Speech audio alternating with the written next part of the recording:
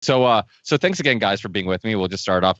James knows because he's done a lot of these, but Chris, you probably it's been a while since you've been on. I casually just jump right into it and save the introductions for later.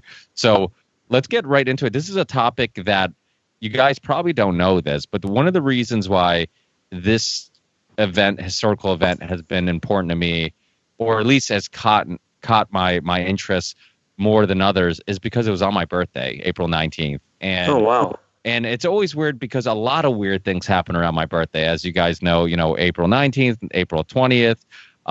There's a lot of just weird historical events that happen around that time frame.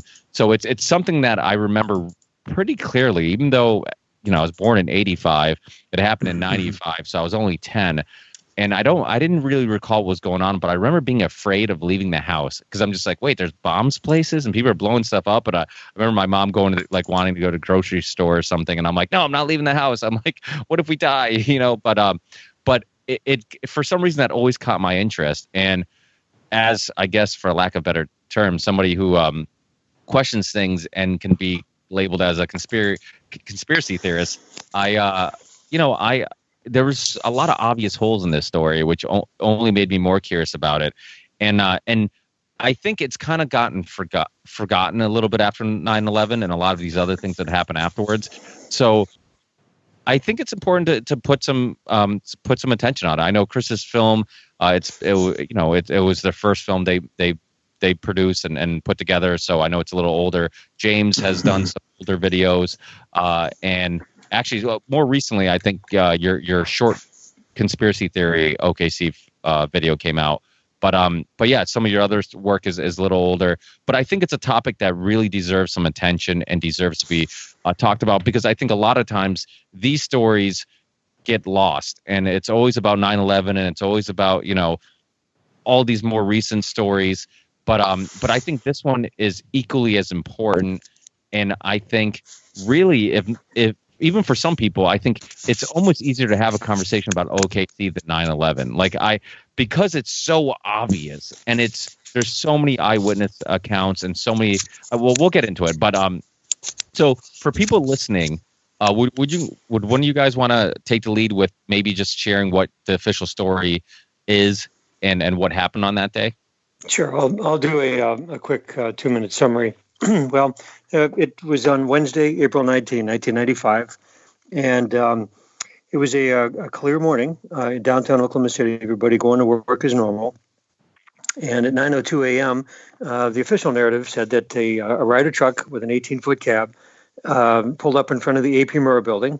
Timothy McVeigh got out by himself, set a fuse in the cab, which was run through a hole through the cab box by the driver's cab to set off at least 8, if not 10, barrels of ammonium nitrate and fuel oil. And he casually jogged away, got into his yellow faded 1977 Mercury two-door car and sped off. And after the bombing happened, and then he was taken into custody just south of the Kansas-Oklahoma City border or Oklahoma border by State Trooper Charlie Hanger, who was a good 150 miles out of his precinct. That's another story for another time. And he was taken into custody and remanded to the federal prison outside of Oklahoma City 4 days later, only to be brought in front of a grand jury 10 days later. What the narrative failed to include was the extensive damage to the building. We found out subsequently there were 23 devices in the building. 3 of them went off. The ANFO truck actually exploded 5 to 8 seconds after the AP Murrah building was coming down under controlled demolition from east to west. And this is all proved by our sources at the Oklahoma County Bomb Squad, the Oklahoma City Police Department, helicopter pilots, video, as well as photographic evidence, extensive evidence, and a white paper report offered by the Oklahoma City Police Department to the State Highway Patrol and the FBI that was quashed and completely ignored. So as a film crew, our task was to pretty much clear the table and start over. We knew the official narrative was wrong on so many levels, scientifically, morally, ethically, and legally. It was vacuous. There was nothing there. And our challenge was to find out, okay, what really happened? And this was information that was based on the Justice Department's own documents. We had federal, or local, county, state, and federal law enforcement help us. So that's what we did for 8.5 years before the film came out, and it was quite a journey. And we're still doing it. I still get information coming our way at least once or twice a month. I get contacted. You're from Oklahoma, right, Chris? I lived there for 12.5 years. I actually moved there in January of 2003. Yeah. So I was in Austin, Texas, living in Texas at the time of the bombing. Yeah, and I think James Lane and some of the other people that helped with the film, were from. I mean, were you guys from there? Some of you guys from there and stuff. Is that what's? Oh yeah. Yeah. Yes. Yeah. And James, what got you interested in this, and what was your initial, I guess, light bulb that went off that okay, this official story seems like something's wrong here. Yeah, I'm beginning to wonder that myself, because I'm the only person here who doesn't have any form of personal connection to this. It's nothing to do with my birthday. It's not. I'm not American, let alone Oklahoman. So I have no connection to this, no friends or family.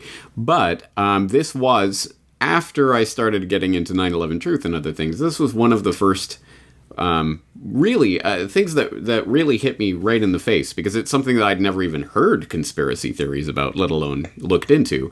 And when I started to see the video evidence of, move back, there's more bombs in the building, they're getting more bombs out, and things like that, it's things that I'd never heard or seen before, it really hit me.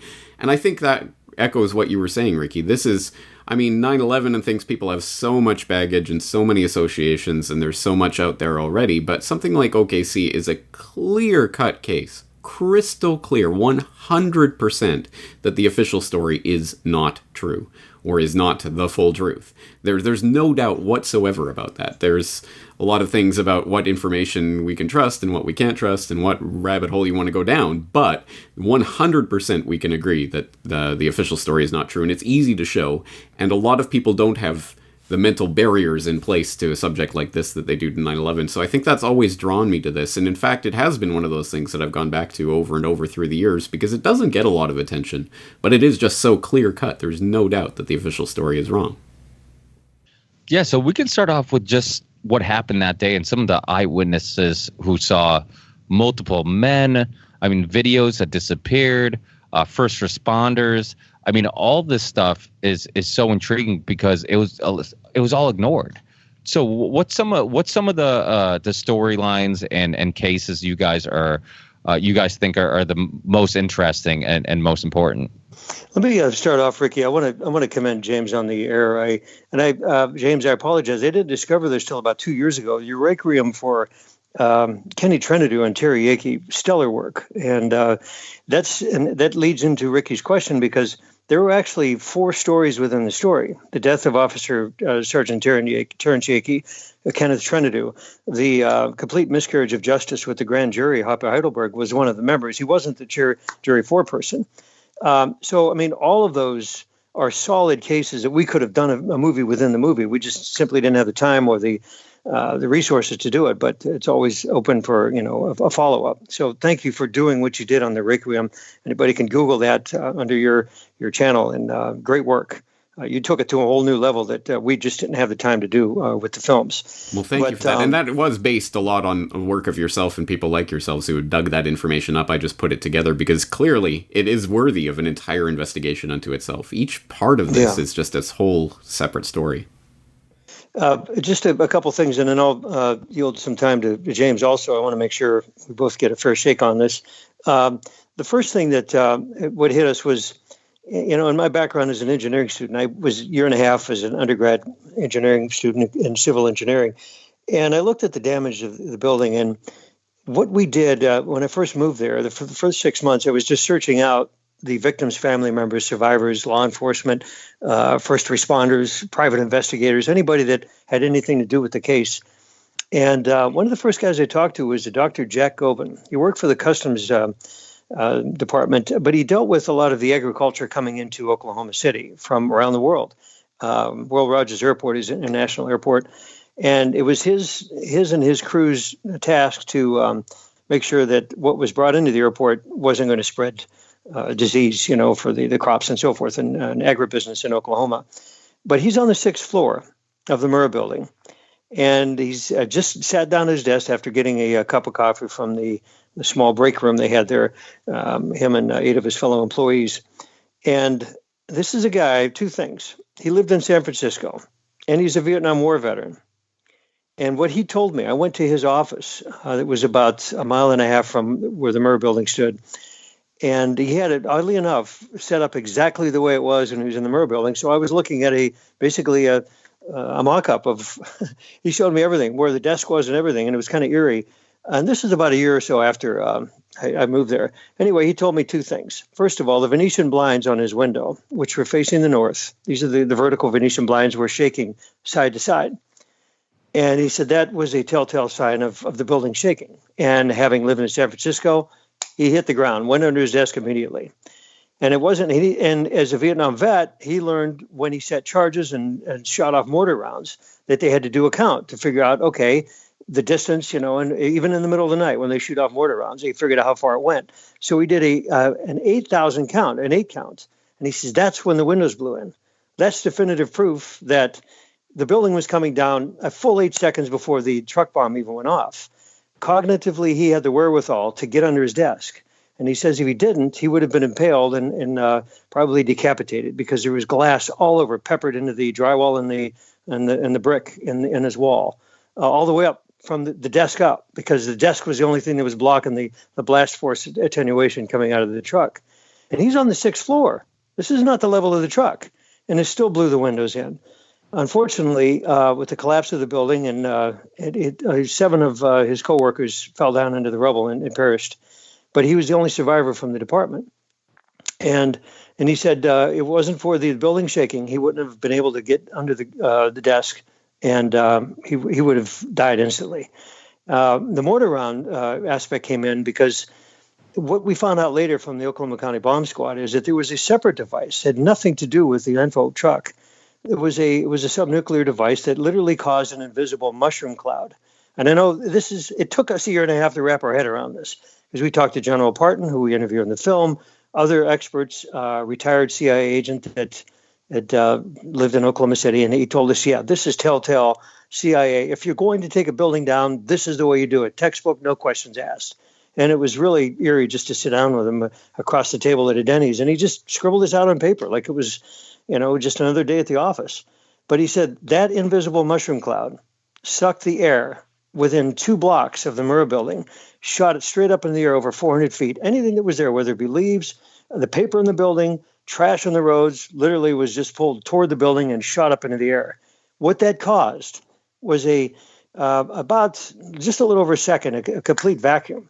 And the reason I brought that up is there were 72 vehicles in the parking lot across the street, that the pressure inside the gas tank, so there'd be the pickup trucks, El Caminos, cars, whatever, dump trucks, that pressure in the gas tanks was more than what was outside, and those tanks exploded, causing the what Dr. Gobin described as mortar rounds. I mean, they started the trunks on fire, the tires were on, the black smoke, and that started rolling into the building, and that's what he was breathing in.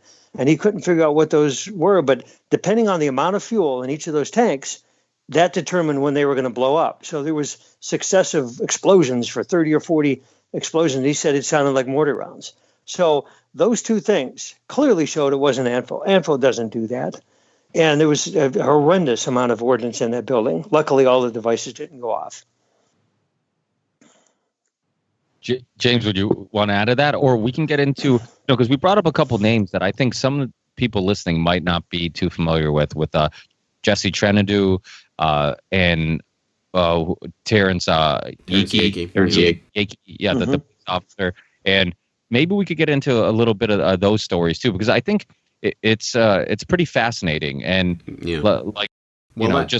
that actually gets into what I was going to bring up, because if you're talking about people or witnesses or things that people might want to know about, there are different names that we could throw out there that would give people at least an entry into the story if they aren't familiar with it yet.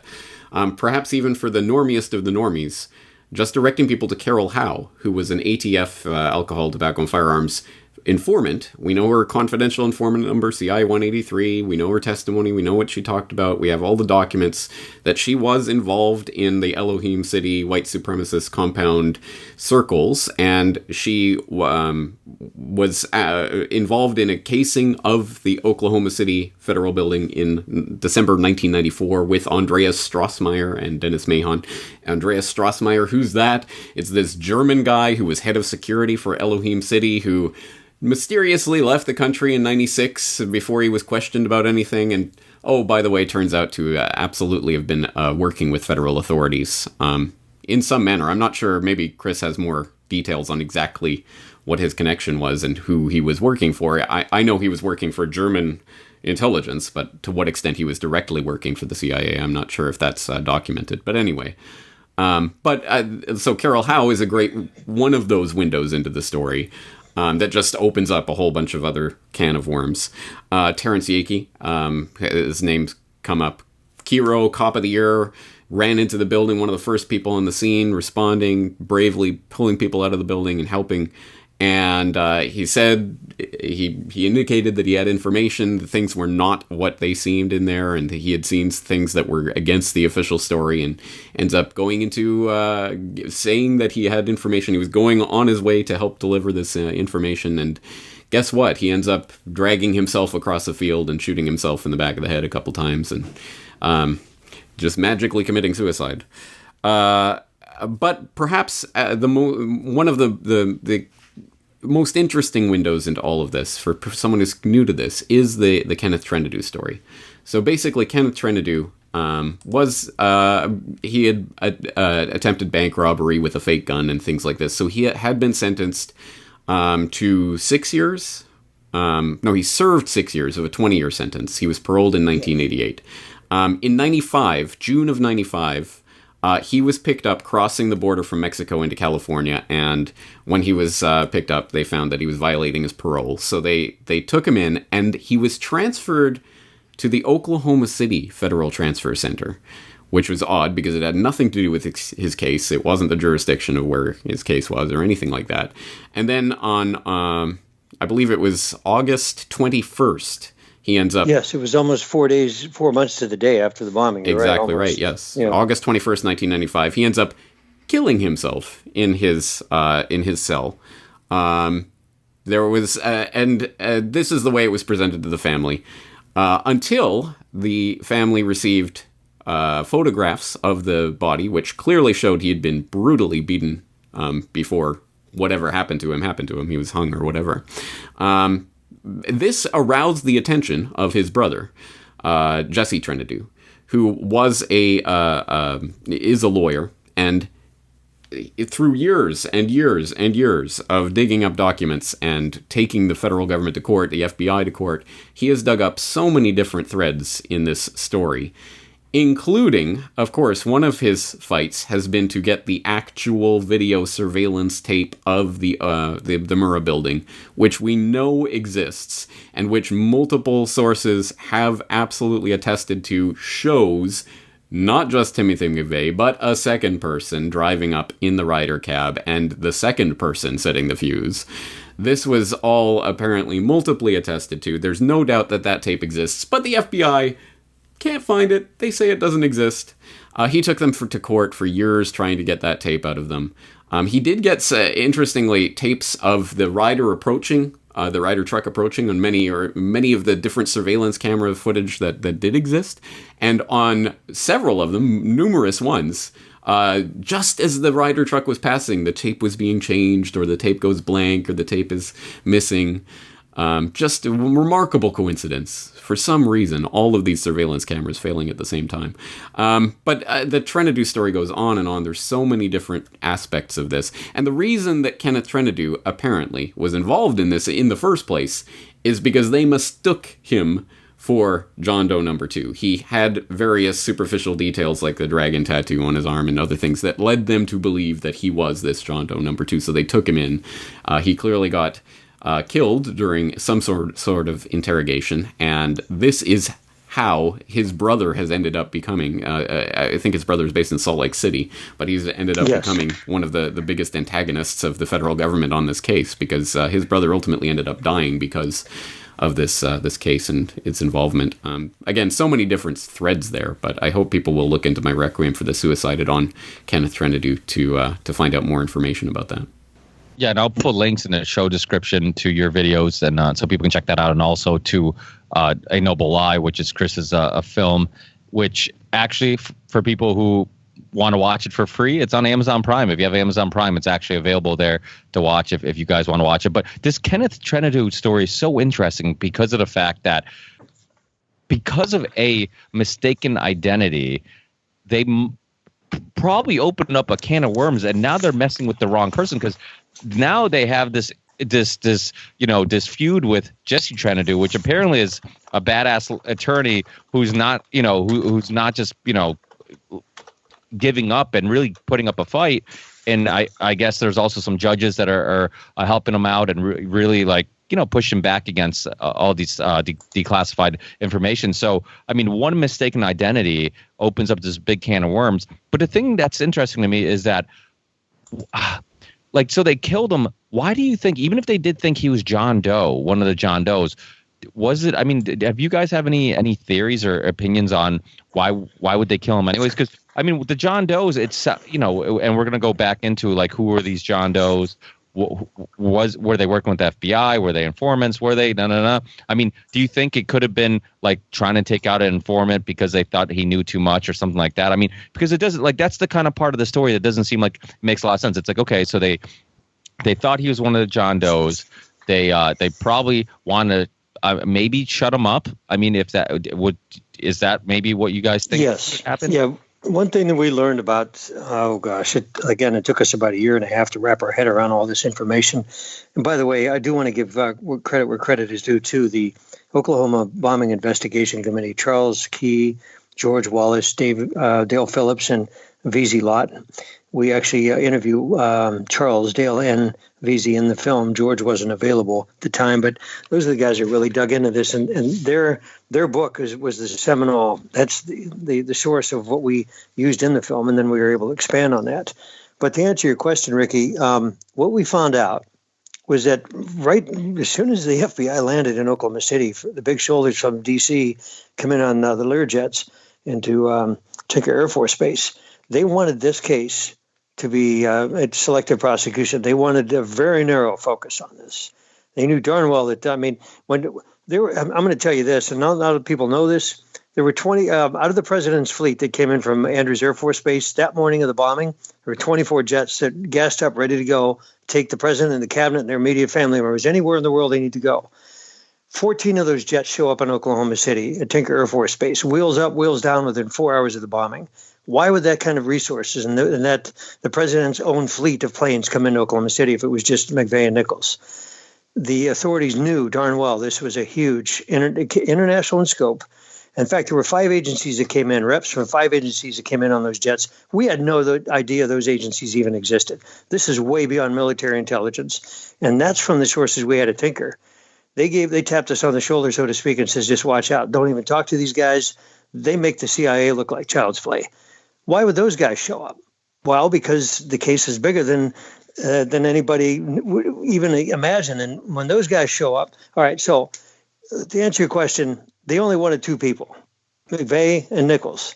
They didn't want anybody else. That would have completely screwed up the prosecution's case. The defense would have had a field day with this. And there's a good chance McVeigh would have gotten off. And Nichols was he was set up. He was framed from day one. He would have got out. He would have never been sent to a federal lockup in Florence, Colorado. Isn't the argument they're made about the John Does is that they didn't want to well, at least that's what they're telling officially to the public, is that they didn't want to investigate, or they didn't further investigate the John Does because, and then more likely Tim wouldn't have got the death penalty. So it was exactly. And it would also have revealed that McVeigh, and we found this out from the defense counsel's own documents, Stephen Jones gave us full and unfettered access to 142 boxes of his legal documents that he collected and accrued during the discovery process. And it was, of all people, and I don't want to go off on a tangent here, but this goes back to your question. There was a huge, a broader a group of people involved. So much so that the U.S. prosecutor at the time, Merrick Garland, who oddly enough was tapped on the shoulder to be a nominee for the U.S. Supreme Court. I just nearly fell out of my chair when I found that out. It's the last guy I'd have on the list. He pleaded up and down with Judge Mace for 4 months to seal the records that Jones was coming up with. Jones had a big defense team. He had over 50 people on there, spent $28 million of the Justice Department's funds to send his team worldwide. They knew this was a broader conspiracy, and Merrick Garland would have none of it. And the judge sealed those records for 7 years.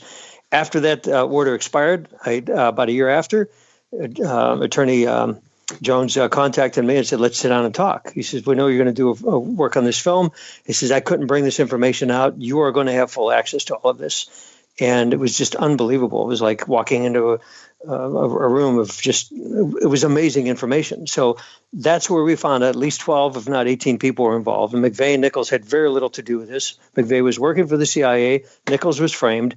And it was his name slipped my mind right now, but he was in lockup in state prison in Kentucky.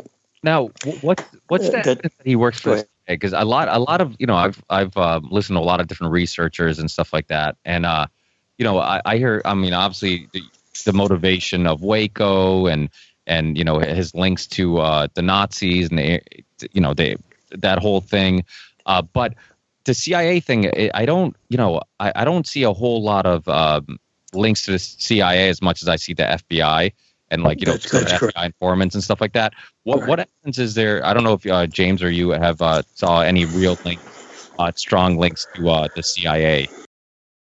Go ahead, James. You want to comment on that? Well, I'll let you comment on that because that's actually a question I have too. This is all right. What we're able to bolster that with the records that we saw that Jones had given us access to. They're in lockup at the law library at the University of Texas in Austin. And I asked him why UT Austin. Well, that's where Stephen Jones got his law degree. His first case out of law school was junior legal counsel for the Watergate hearings. You talk about jumping in on the deep end. This guy earned his bones immediately. He was very well respected, both from the Republicans and the Democratic congressmen. And that's what Jones found out. He saw McVeigh's pay records. He saw what McVeigh did for 2.5 years leading up to the bombing. And that's hell would have froze over before that would have come out. And that's what Merrick Garland was pleading to the judge to cover up. This thing stinks to high heaven. It still does. And there is no statute of limitations on murder. We, as a film crew, another thing, people ask me on a radio show, well, why are you after this? Are you trying to get people in trouble? It's like, we don't have any legal standing as a film crew. Only the victims' family members and survivors do. They can still go after the people that covered this case up on a civil basis. And there still is, a ton of information. We've offered some of it to them. And we have other lawyers in Oklahoma City and in Dallas, Texas that have offered to help them out. So, but the CIA connection. Do you have any indication that Stephen Jones would be willing to cooperate with that kind of investigation if the one was launched? You know what? That would have to be a question you have to pose to him. He's got an office in Oklahoma City and in Enid still. I don't know if, in fact, I'm sure if he was asked to be co-counsel and paid, and he would certainly do a yeoman's job on it. But I can't speak for him. I don't know if he would be interested in doing that at this time, 24 years on. Now, CIA pay records. Well, what does that entail? Like, is there checks that says CIA? No, it's a whole different. I can't get into the specifics, but I can guarantee you guys that he was paid very well. They don't issue checks. This is basically, it's a parallel life. We work for the CIA. You're off the books, and that's what we knew of. We don't know what other pay he got, but Jones was able to get through the military some of his pay records, and we found out that this is way above his pay grade as what he did for the Army. He definitely got a bunch of money, and I think he was unemployed or whatnot. So I don't know where his money must have came from somewhere. Yeah, he had funds, and so that's not kind of similar to Oswald, going to Russia and doing all this traveling, but being broke, So that's it. Yeah. That's interesting. Now, his FBI links. Now, the evidence that he was hanging out with possibly FBI informants and all that stuff. Who were the group of people he was hanging out with? And Well, Andreas Strassmeyer was one of them. And by the way, Andreas Strassmeyer is the son of Gunther Strassmeyer, who was the chief of staff for Helmut Kohl, the former premier of Germany. He was the equivalent of the president of Germany. And what in the world? We found out that actually it was Al Gore that requested the German government send Andreas Strassmeyer to the United States to infiltrate neo-Nazi groups in the U.S. Well, the FBI caught wind of that and pretty much geared it toward their efforts to set up, gun rights and Second Amendment people that supported that sort of movement in a very good way. These people weren't fanatics, but it was Strassmeyer was there to basically stir the pot.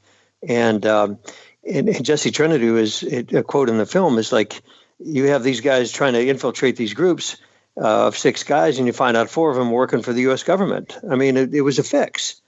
And this is, and once again, we go back and say, okay, why is the FBI doing this? And I'm not saying everybody in the FBI is bad. We had a lot of good people. It's the good and the bad in any agency you're looking at. And in order to justify, and I know this sounds really, really sinister, but it's true to a certain extent. In order to justify the very existence of the FBI and these other agencies, they have to create cases to present to their budget to get renewed every 2 years in front of whatever appropriations committee they have in the Congress. If there are no cases being investigated, well, the budget's going to shrink. So they literally had to make stuff up. And we've got, and in fact, the Rolling Stone magazine did a phenomenal job on this in 2007.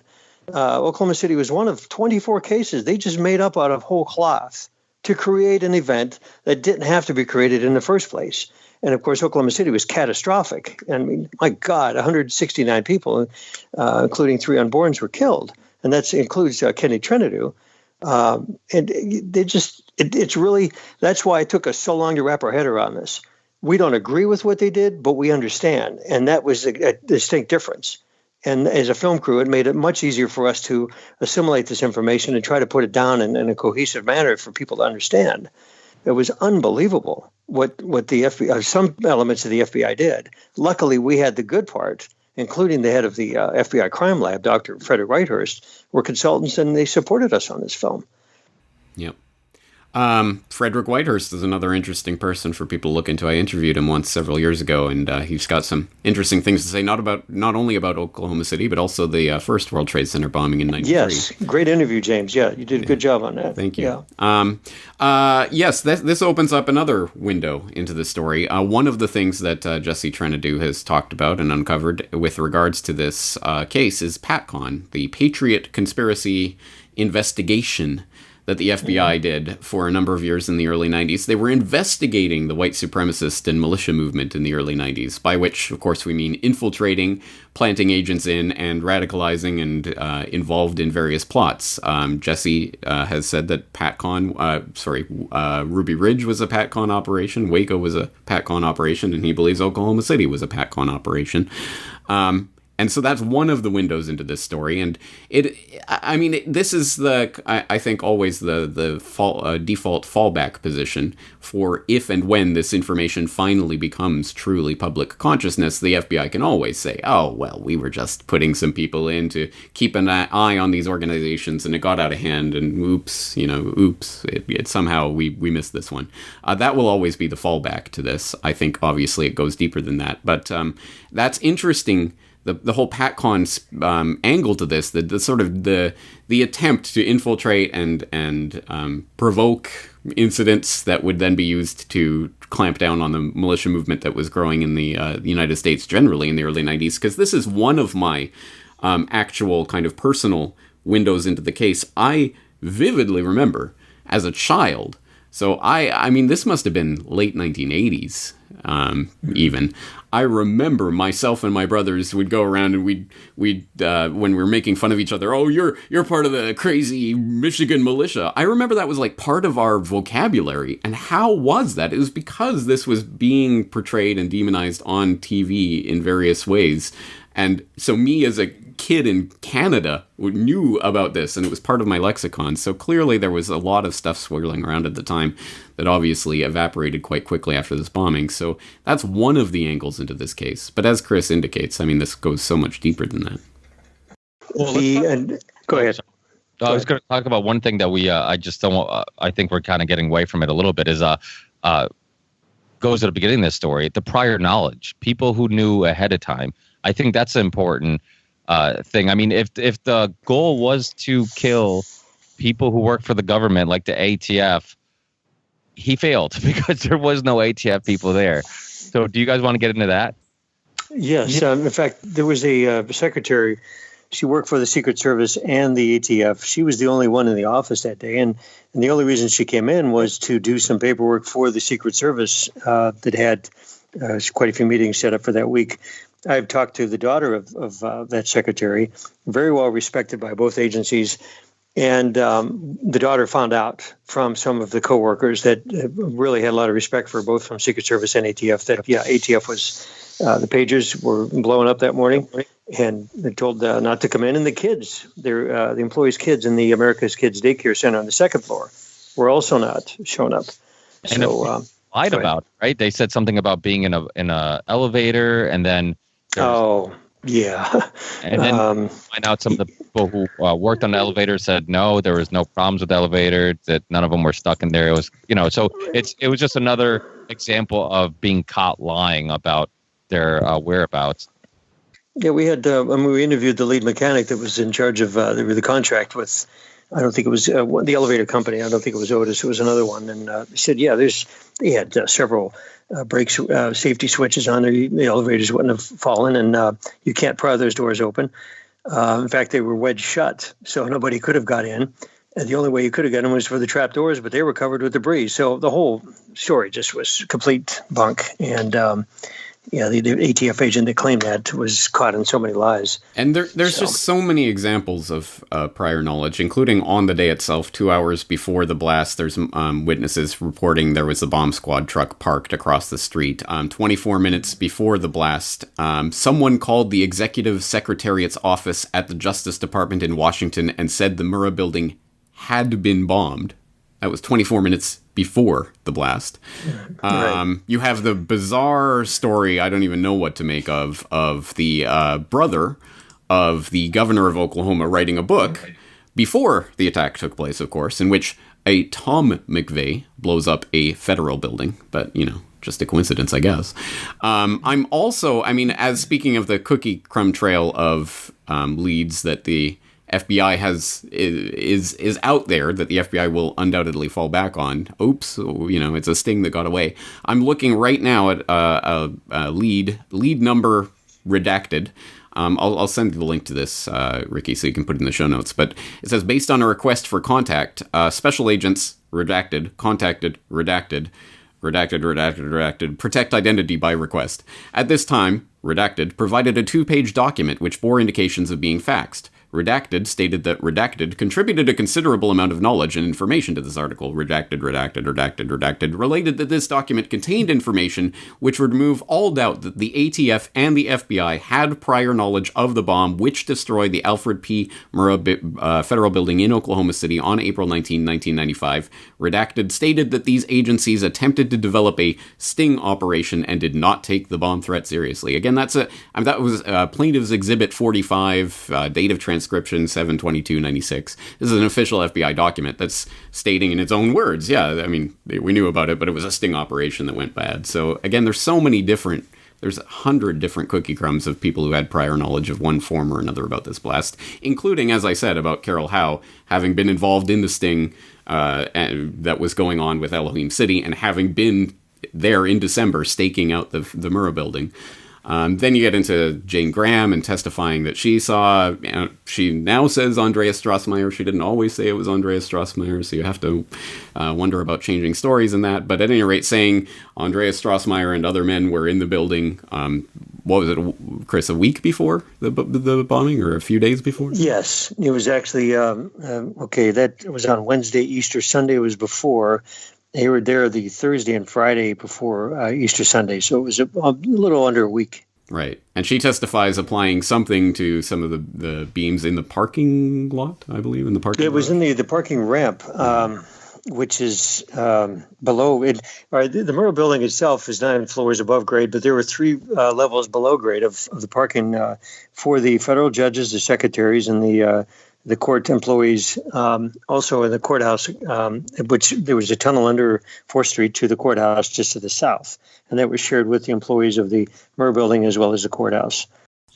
So, Ricky, excuse me for a second while I ask Chris a question, because I want to know about your take on Nichols' place in this. As you say, he was set up from the beginning. But, I mean, clearly he was involved in some way with McVeigh, and they were involved in something. But what was Nichols really involved in, and how much did he know? As people may or may not know, in his declaration, which I got posted to my website, again, I'll send you the link, Ricky, if you need to put it up, that he said that McVeigh admitted he was being directed by someone he called the Major, and that Nichols identified as Larry Potts. But that's correct. What do you know about what Nichols knew, and how much did he know? The little that we know, and Michael Tiger, his chief defense counsel, really was pretty tight-lipped on this. Nichols was a very... his personality, it's a little bit of a disorder. He was very easily influenced, and he was a willing dupe, thought that he was in a bigger operation for the good. Come to find out, he was set up. All of the evidence against him was literally manufactured to fit the case versus the other way around. And he was in more so even with McVeigh. But Nichols' trial came after McVeigh's.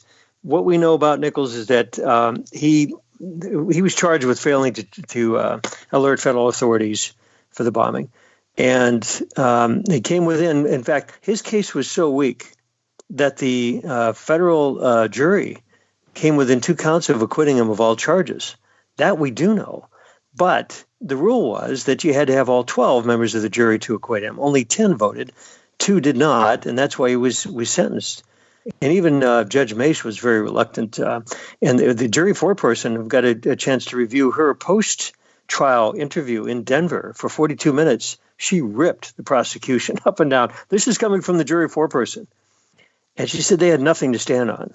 So we know that the case against him was very weak, and he should have been out of prison a long time ago. Why they threw him in federal lockup like that in Supermax, and John Ashcroft came down on him like a ton of bricks. It just we know the case was it was garbage. But he was a willing dupe, and he got set up by McVeigh. And unfortunately, he took the fall. And we wish we could have got more records. Even Stephen Jones says he asked Michael Tiger for some of the records on our behalf, and Tiger just said, no, sorry, can't do it. So that's all I have to offer at this point. Yeah, I know. I also heard that Terry Nichols wrote Jesse Trentadue a letter saying that there's higher ups. Oh, absolutely. In fact, if I can take 2 seconds to share something with you. Jesse was before the only people that could visit Nichols in the federal lockup was immediate family members or legal counsel that was on record before he was sent to prison. Well, it just so happened Jesse Trentadue did help him out on some stuff before he was sentenced. So he was still allowed to go in. What did Jesse do? He goes in there and talks to Nichols at the federal lockup, but he had an FBI minder in the room. And it's like, well, so much for attorney-client privilege. FBI said, nope, sorry, it doesn't exist here. You're in BOP facilities. He's like, no, that doesn't. Anyway, so Nichols was able to go. He said he would go and speak with in front of a grand jury in Denver under the condition that he could tell all. And that didn't happen. But anyway, Jesse leaves the prison grounds. Nichols goes back across the yard, and he's taken in protective custody because everybody thought he was a narc. Well, he was just talking to Jesse Trentadue about the case. And he said, Jesse, please get me in front of a grand jury. I'll blow this thing wide open. FBI and Justice Department would not have any part of it. They put him right back in. And that was it. That's the only time Jesse ever met with him. Yeah, that's interesting. I mean, that sounds like Jack Ruby saying, "Get me out of Dallas." And I'll tell you more. Yeah, it's that's interesting. I mean, and the other thing too is that I always found intriguing was that why would Timothy McVeigh, if he was in, he obviously blew up, was involved in some way with the OKC bombing. Why would he be driving around with a car with no license plate? I mean, that's just asking. And when picked up, claiming that he had a microchip in his ass. Yeah, and then that he told Charlie Hanger that he had a firearm. I mean, he was very cooperative. Charlie Hanger was his day off. He's 152 miles away from his precinct as a state trooper. That's unheard of. You don't go that far out of your precinct. Charlie Hanger's mortgage was actually paid off on his house. I know this is tenuous, but still. why would the mortgage be paid off on over $320,000 on his house less than 6 months after he testified? And he ends up becoming the county sheriff after that. And everything was just wide open for Charlie after it was a rigged testimony. He wasn't credible at all. And, his claim to fame was stopping McVeigh. Well, he knew damn well where McVeigh was going to be. It wasn't just by chance. He was set up to be on the interstate at that time of the day. So, boy, it's frustrating. But we tried to get him on camera. He wouldn't return our phone calls. Yeah, that's there's so many layers to this story. Is there any other people you guys want to maybe expand on? Well, I don't know. Here's something I want to get into, because this is, interesting to everyone, I'm sure. Chris, is Timothy McVeigh dead? No. And I don't even hesitate on that and I've been asked that before, and that's a good question. Craig Roberts, we interview him in the film. He was handpicked by the Tulsa FBI field office to help investigate this case within about 2 weeks after it happened. Why? Because Craig had a good working relationship with a lot of the folks in Oklahoma and Arkansas, mainly in Oklahoma, that happened to be gun rights activists that were very level-headed. These are, so what if they're from the rural community? I mean, they had their heads screwed on straight. They knew what was going on, but they knew Craig could get into certain areas that the FBI wouldn't have access to, and to certain people. And Craig helped him out. But he and I talked about this. In fact, the first time I met him was about a month after I moved to Oklahoma City. I took him out to lunch in Tulsa. And I looked at him point blank. We were at equivalent to a Denny's for about 2 hours. And I looked at him and I said, "Do you think McVeigh's dead?" And he didn't even hesitate. He says, "No." He says, "You work for the CIA. You don't kill off your assets. That's the last thing they want to do. And you'd have a hell of a time recruiting for the CIA if you're killing off your assets." McVeigh was set up to do this job. It wasn't supposed to go live. It did. It was a catastrophic breakdown in communication between the different agencies, turf wars, ego wars, you name it. Everybody wanted their own budget. It was disgusting the infighting that was going on behind the scenes. And this came out after. We found this from the Highway Patrol and the county sheriffs and the Oklahoma City Police Department and the OSBI, which is the state counterpart to the FBI, and even some people that helped us from the FBI field office. They said, "Yeah, it was a sick convolution of ego and everything." But Craig says, "No, there's no way." And the fact that, get this, James Nichols, Terry's brother, was actually good friends with McVeigh's birth dad, even though McVeigh's mom and dad divorced when he was young. And it was McVeigh's birth dad that sued for the remains at the execution chamber in Terre Haute. The warden would not hand over the body to McVeigh or to McVeigh's dad. Now, why wouldn't? I mean, come on. That's just common decency and the right thing to do. They handed him an urn full of ashes. Well, it could have been somebody's cat. I'm not being trite here, but it's ridiculous how they treated his birth dad. But we can tell from the autopsy that they are required to perform after a federal execution. Oh wait, exactly. No, Tim McVeigh spent most of his time on death row trying to get a special deal so that he wouldn't be autopsied. That's all. Right, exactly, and that's the retired CIA agent that we talked to. Also said that's part of the mode of operation, the MOP, that's what they do in order to cover their back, plausible deniability, you name it. So this thing, like I said, there's so many, oh God, I wish I could give you a straight answer on that, but all I can say is no, I don't think he's dead. And that's the reason why, because that's just the way they operate. You don't kill off your assets. And they wanted to use him possibly for another operation.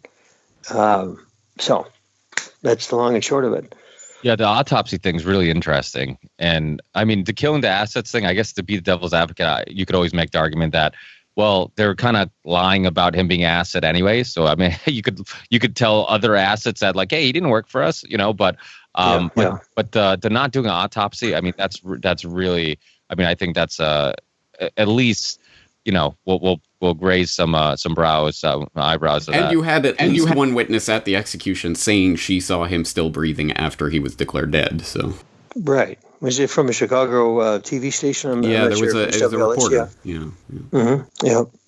Yeah. Wow. This story. That's the thing. I think from the outside looking in, people who just briefly kind of looked over this event, they didn't. I mean, I think a lot of people don't realize how deep it is. I mean, the JFK assassination, 9/11, like those stories, we know there's thousands of, maybe I'm exaggerating, maybe possibly thousands of little rabbit holes you can go down and just, get lost in these side stories.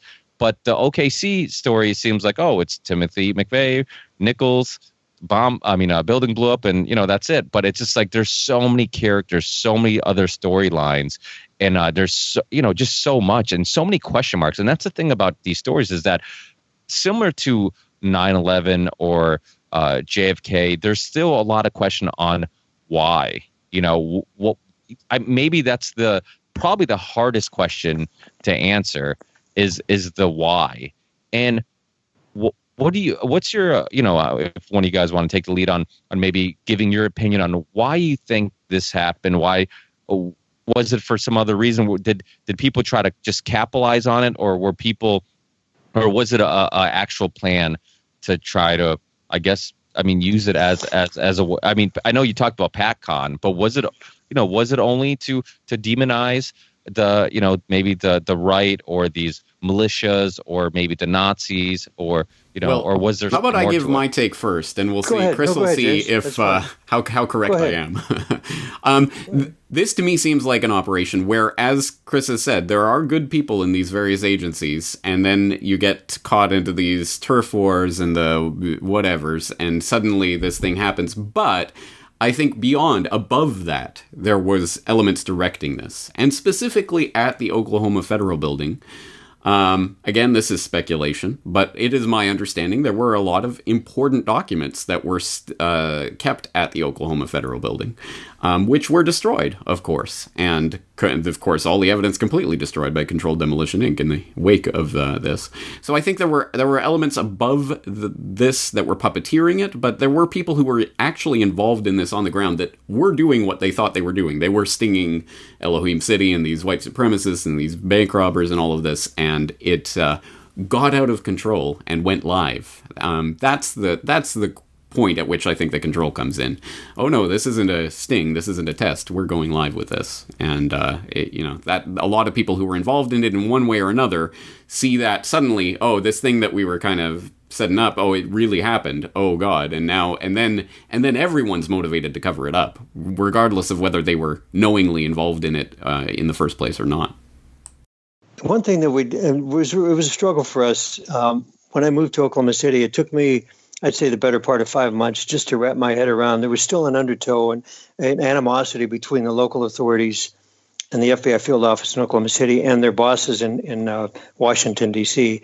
You have FBI agents coming in, and get back to your question here in a minute, Ricky, to come in and tell the locals how to do their job when their good friends and some of their family members and cousins were killed in the bombing. Are you kidding me? I mean, it was just the hubris and the arrogance was just way off the charts. But what I found out from a DEA agent, she was a survivor on the 7th floor. She was in charge of the locks and the security system in their safe room. What they had in that safe room was, we're talking not hundreds of thousands, but millions of dollars in cash, contraband, drugs, firearms from a huge drug case that was due to go to court on May 10 of that year. And bombing happens on April 19. And there were 23 people indicted. They were in custody at the federal prison outside of Oklahoma City. In fact, the same federal prison that Terry Akey was found a mile and a half from when he perished 1 year and 3 weeks after the bombing. It was the El Reno Federal Prison. Anyway, they're in custody awaiting trial.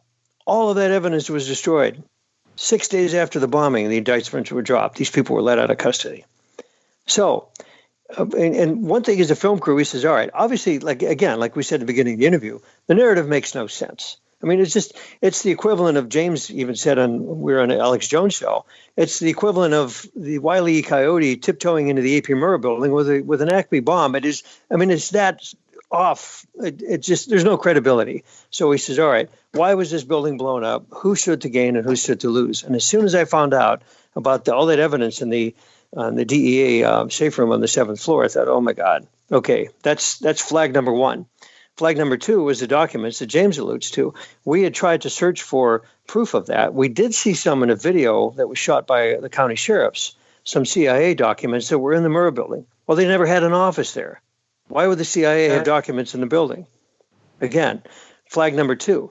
Flag number 3 was that Bill Clinton, of course, was in office at the time, and his records, him and Hillary, and a lot of people don't know this, he and Hillary were due to be brought before a joint House and a Senate subcommittee on the corruption between the Whitewater money laundering and a lot of what he did as a governor and attorney general in Arkansas. It was so over the top. The senators, even the U.S. reps and the senators, says, no, we can't look the other way anymore. We got to indict this. This is way over the top. Those documents were in the building, and I think that's what James alluded to. So there were several things going on at once. There were several parties that had a vested interest in having that building come down. Had nothing to do with the sting operation. And so that's more of a plausible trail that we followed. Yeah, and that lines up with an analysis that I have on so many of these different events, which is that people are always looking for the one why behind an event like this, but I think an event of this size generally does not happen because it suits one person's interest for one specific agenda. It's generally when a number of different agenda items come together at a spot, suddenly you see something happen there. And I think that we could apply that analysis to 9/11 and many other events, but with OKC as well. I don't think there's one singular reason. I think there are multiple reasons that happen to line up. And then afterwards you get people jumping on top of it as well. Like Biden, of course, coming out with the legislation that eventually gets passed the next year that he takes credit for to this day as being the real genesis of the Patriot Act. Well, we really passed what became the Patriot Act back in '96, and it was, the crime omnibus. It was the beginning of it. And exactly, and even General Parton, who we interviewed, said, we didn't need that bill. There was already plenty on the books. It was overkill. It was completely ludicrous to even enter that legislation. So Biden may have, who knows who asked him to, co-author that or, run that through the chain of command in Congress. But you're right, James, it's mind-boggling. There were times, and I'll tell you this, guys, on a personal note, that I had to leave town just to clear my mind. It was so far down the rabbit hole. Stuff that we were coming up with, I thought, my God, what country am I living in? And I'm not sounding, naive here, but I couldn't even fathom some of the stuff that we saw and stuff that our sources at the airbase were giving us that we couldn't even put in a film because people thought, and I'm not being trite here, they thought we probably would smoke and crack if we put this in the film. It was that far off, but it was credible. We just had to be very focused and very, how do we say this? Had to keep it into a level that people could understand, straight out of the gate. We don't want to go too far ahead of the game. And there's still things that, 6.5 hours of footage we shot. We had to narrow it down to 2 hours. So we could do probably two more movies and then expand. Can you give us any indication what might be in there? Well, again, we want to expand on McVeigh's, what he did with the CIA. The stuff he got away with was amazing. The resources he had to get from point A to point B. And again, we alluded to this in the film. He was on the General Schwarzkopf security detail in the first Persian Gulf War. That never came out. Can you imagine? Well, it eventually came out. I think biography, even the biography channel eventually noted it. But, right. It took a while for people to find that out. But he got rejected from the Special Forces, and that was that. And he became a lonesome loser who traveled around the country. Yeah. Oh my God. And the whole connection to Waco. That was just a cover story. He was sheeped up. That was already manufactured years before. Probably even Waco happened, but that's speculation on my part. And what they do is they'll set these things up 6, 7, 8 years ahead of time, and then they'll greenlight it when they need to be greenlit. It'll go live. But it's just one of many things that happen, as you know. So anyway. Yeah, what bothers me, and being parents here is the fact that there's a daycare in there, and people lost their children. And the fact that there's firefighters that talk about rescue missions, like they're in there and like 3 or 4 separate times they called off the rescue mission because they said their bombs are going to go off. And there's people that could have been, saved and weren't because it was called off. So many people lost their lives and the children. And I hear some people, some researchers talk about possibly the rescue missions were called off because it was helping the ATF get some bombs or something out of their office, something that shouldn't have been in there because they could have got in trouble for some stuff. I've heard that. Go ahead. No, I was just going to say I heard that theory. There are two things that we know for sure. Don Browning, who we interviewed in the film, was one of the canine officers. Had a great dog, and he was on the South Plaza. The north side of the building is what was blown out. and he was tasked to go in and look for survivors, people that were under the rubble, reaching through, literally. And guys, for lack of a better term, the raw footage that I saw on Betamasters that was shot by the local PBS affiliate, Channel 9 out of Tulsa, who had stringer photographers down there, 2 3/4 hours. I mean, this stuff looked like something out of the Walking Dead episode. I am not exaggerating. They were coming out of there with their arms gone, the hands gone, part of the face is gone. It was like, wow, this is horrendous. And they were so, hopped up on adrenaline, they did not know that they were severely injured like that, trying to help their fellow workers get out of the building. It was astounding. None of this went up the satellite uplink to CNN or CBS or NBC at the flagship stations because they didn't have time to vet it. But it was shot. It was still on the Betamasters, and it was put away in a safe, and I was able to get a hold of it through a friend that had a videographer that used to work for the PBS station in Oklahoma City, and we saw it several years later. But the point is that what you were getting at, Ricky, is we really had to stay focused on this and find out, okay, set a good foundation for what we can and what we can't prove. And we went with what we could prove. And that in and of itself completely destroyed the official narrative. And we did the best we could. And there's more, like I said, a lot more information we can get out there. And to I guess to steal the name of another Oklahoma City book that's really good, Oklahoma City, What the Investigation Missed and Why It Still Matters by yes. and Charles. That's a question I kind of want to ask too. Is I have my opinion, but why do you? Yeah, there it is. Was it by what's his name, Gumbel? Roger Charles and Andrew Gumbel. I interviewed Roger Charles about it a number of years ago. Yes. Now we found out Roger Charles was not happy on the results of that book. Gumbel took creative liberty on some of the stuff, and we met him at the book signing at the Full Circle bookstore when he released that book, and he just ripped apart Jesse Trenadu's take on the case. And I thought, oh my God, what's going on here? But yeah, it was very interesting. Why he in fact he chastised us for even bringing it up in the Q&A at the book signing. I thought, oh boy, what angle is he trying to take on this? So interesting. Yeah, Roger Charles was not happy about that at all. So just to be clear, that was Gumbel that was. That's correct. That, right? Roger wasn't there at the book signing. Yeah. He was not happy with the final edit on that. Yeah. Yeah, I wonder what that's interesting. Is Roger Charles working on any other books like by himself? Do you know of? I talked to him about a year ago, and he was working on something with a writer out of England. I don't know how far along they got, but we had a good chat. Go ahead. I heard an interview with Richard Booth and Scott Horton not too long ago, and Richard Booth is really, I mean, he's going real deep in this and doing a website, and he's also doing a book. And I know that he mentioned that Roger Charles is also doing a book. So I mean, Richard Booth's another one who's doing great research and great work. And I mean, there are so many. Great he's launching a site of all the documents and everything. Right. Yeah. That hasn't actually launched yet, though. No, but if you want to get to it, if you email him, he will let you have access to it. Scott Horton's another one who's throughout the years has showed much interest in the OKC. Yeah, Scott's done a great job. I was very honored to be on his show several years ago, so I commend him for his work too. Yeah. It's not a whole lot of people, who researching this stuff, which is why I wanted to do a show on this.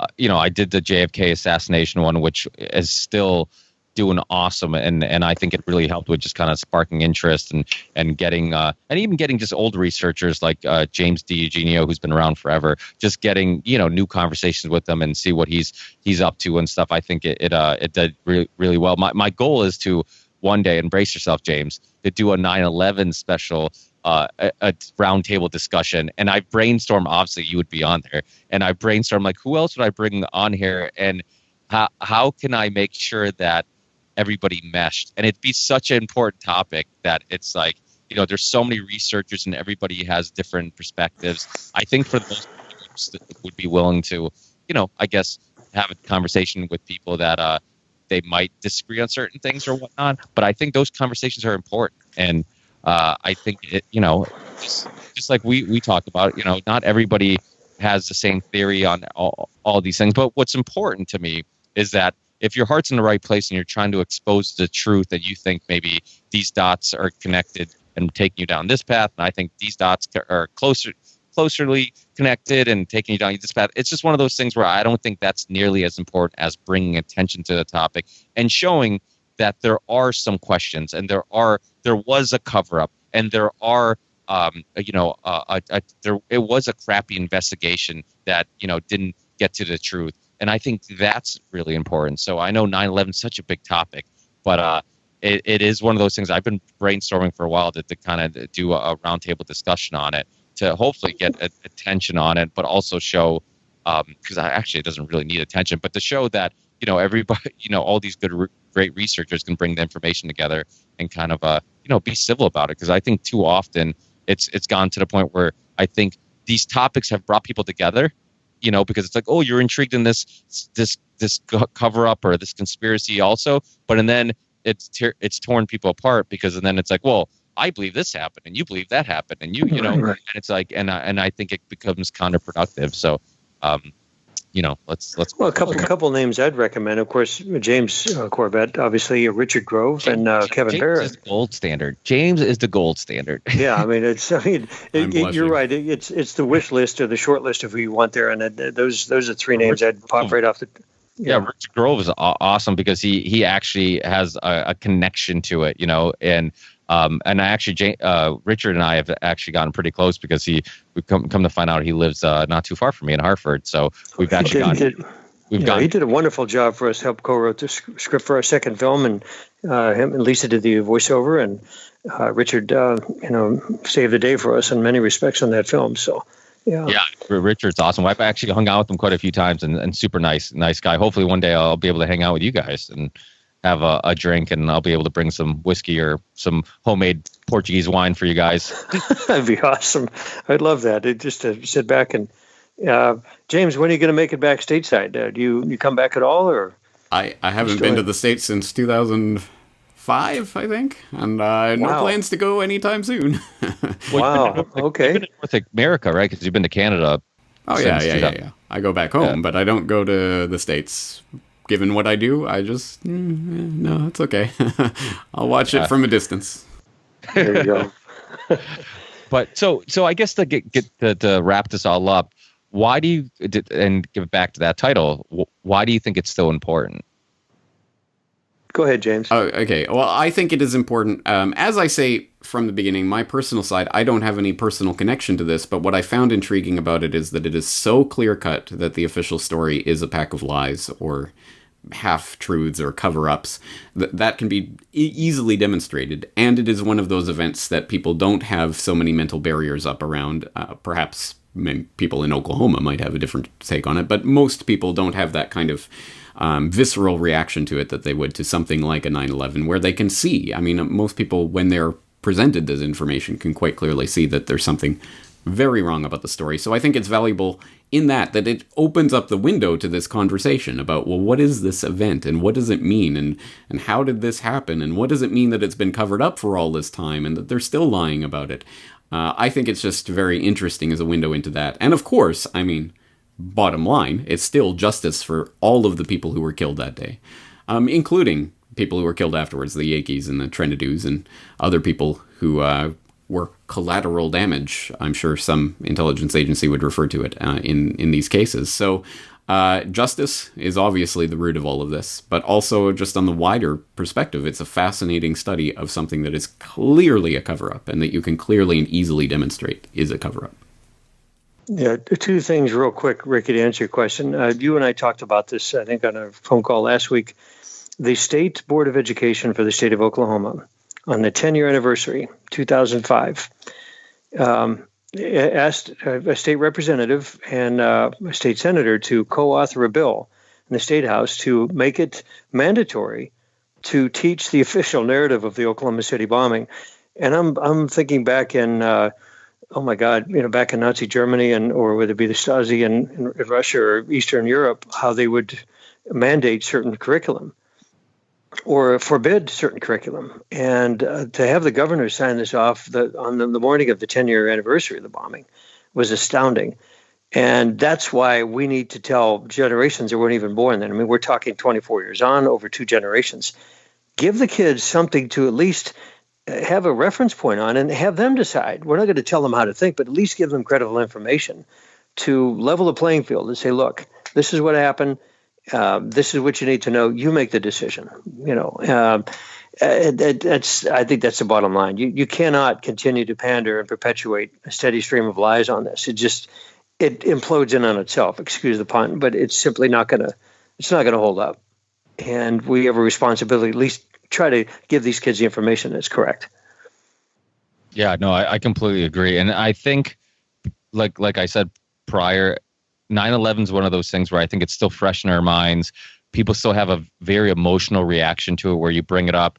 And the first thing you want to do if somebody questions the official story is that you want to just get emotional, you get upset and whatnot. But OKC is just far enough in the past where you bring it up and people don't have that emotional connection. And I think it's probably much easier to look at it logically instead of emotionally. And it's probably easier to get somebody to I guess, look at the evidence and not just emotionally react to somebody questioning the official story. I mean, it's just like you said, it's so obvious that there's so many cases of people seeing other people and other John Does and it's obvious that these people were never investigated, that they never really searched for these other people that were involved in this, and that just alone kind of can start you off down that trail. It's like, what if there's other people who are also responsible for this? Why weren't they investigated? And that and I think that's super important. And like I said, these historical events could easily be forgotten. You go ahead, Chris, because I'm sure I'm going to go on a long rant.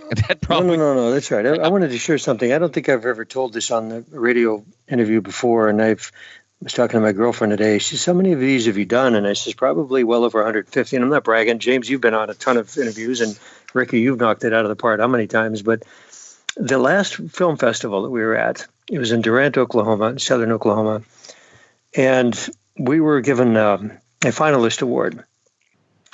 And after the showing, we expected maybe 20 or 30 people to show up. This was at a community college down there, not far from the Texas border. And we had over 100 people show up. I mean, it was standing room only. We were just flattered, to all get out. Afterwards, I had a former state highway patrolman who was a bike officer that was on the scene that morning. He was a rookie at the time.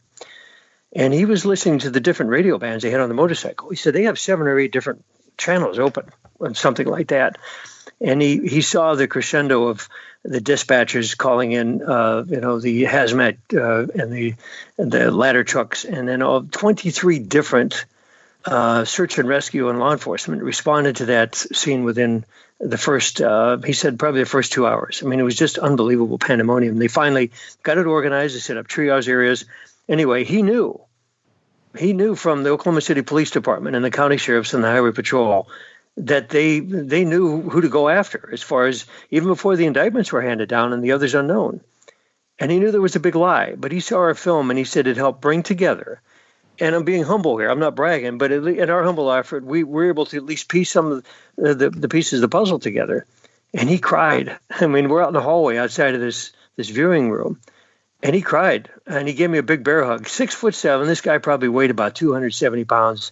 And I'm just thinking to myself, holy cow, we struck a chord with him. But that's to answer your question, is at least try to give people some idea that makes sense of what happened. And coming from a retired state highway patrolman like that, I didn't expect that. His kids were there. They were crying. And I thought, wow, I guess, that particular day we did a good job. And I guess that's what it's all about. And that's what you guys do, your radio shows. James, what you've done for years, holy cow. That's what we all try to do. We just try to bring the truth out and make some sense of the chaos that we have in the world today. Yeah, you guys are always so modest, but honestly, your work is so important. And some they say you don't know history's happening when it's happening, and I think that is your work when looking back at it, it's historical pieces of work. I mean, James has been a huge influence of mine Chris's documentary at Noble Eye was I think the first documentary I ever watched to really open my mind to the OKC bombing, and it was really influential in me going down that rabbit hole. And it's, it just can't be said enough how important both of you guys have been to the whole movement and just helping people like myself. I mean, this podcast wouldn't exist if your documentaries didn't exist, if James's podcast and his website didn't exist. I mean, it's been such help with just helping me just expand my thinking, my perspectives, and really question things. And sometimes just scaring the shit out of me, to be honest with you, because I hear you. When I first start going into this and getting involved with James's work and really get deep into some documentaries and research, I was a little paranoid. I start, and now I'm much more comfortable because I'm just like, well, it is what it is. But it's one of those things where initially I think it's scary, and I can see how when somebody first has these conversations or first watches one of your films or documentaries, you get that sense of everything is a lie, and it can be a little scary. And some people, ignorance is bliss. Some people would rather just be like, you know what, I'd rather not go down this rabbit hole. I'd rather just live my happy life the way I was going and not know all this other stuff is going on and all this other manipulation and brainwashing and these other people are pulling the strings. And I think it makes you feel like you have zero control of your life and what happens around you. And I think that can be scary for people. So. Yeah. By the way, James, I want to let you know on my cell phone, I have the links to both your 9/11 summary and the Oklahoma City summary. And I got a kick out of you put them both together. And people ask me, I says, well, give me a quick summary. Bam. I'm sending those links out immediately to them. It's phenomenal. Glad to hear that. That is, I hope it at least gets some people to dip their toe in these waters, because there's just so much. And I know people spend, decades of their lives researching this. So to try to encapsulate that in 5 minutes is a tall order. But it's one of those stories. Again, the official story is so stupid that you almost have to laugh at it if it wasn't so tragic. You have millions of views, I think, at least on the 9/11 one. I mean, you blew by that threshold years ago, but it's amazing the response you got on there. So anyway, gentlemen, I'm sorry I have to hop here. Yeah, I got to go just too. A few minutes, but We all okay. I'll let everybody know in the intro. Well, you can get James's stuff on his website and everywhere else. Just look up OKC bombing on his website. All his videos will come up. I'll put links in the show notes. Obviously, the Noble Eye, which I said in the beginning of the podcast, is available on Amazon. Please support these guys. Please, please, please. I've been supporting James for a long time. Even if it's just $1 a day. I watch Noble Eye sometimes when I'm not in the room, just hoping that they get money because it's playing. Oh, no, thank you. Yeah. And it's freemindfilms.com, and right on the homepage is links to all three of our films on Amazon. Thank you for that plug. Thanks, guys. Really appreciate your time, and we'll talk again. Take care, guys. God bless. Thank you.